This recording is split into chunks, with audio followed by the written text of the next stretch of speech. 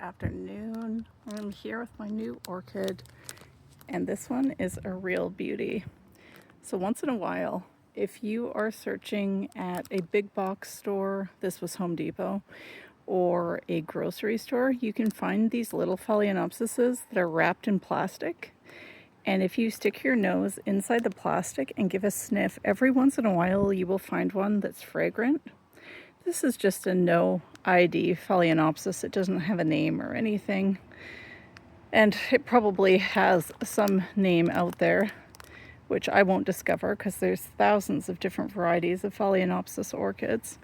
But this one smells gorgeous. It smells a lot like my Schilleriana when it's in bloom. So it probably has that somewhere in its background. I'm going to be repotting this immediately.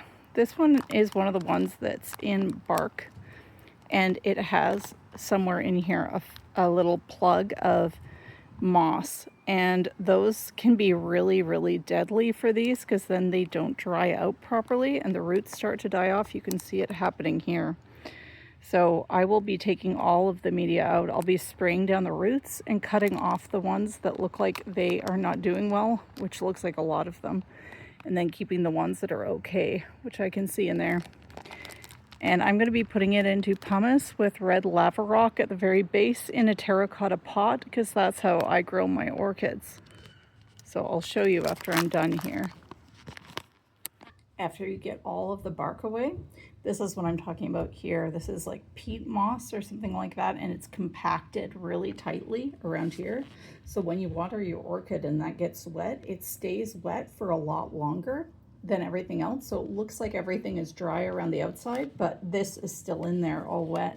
So it's just a killer for roots for Phalaenopsis orchids in my experience.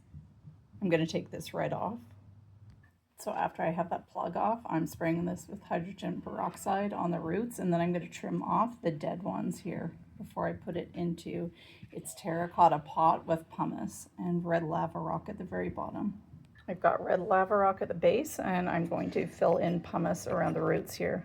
So the only thing left to do is for me to get a tag out and write down when I repotted this so I remember for the future, and also to give it a good water. Anyways, this thing smells so beautiful in the sunlight. I wish I could send that over the video.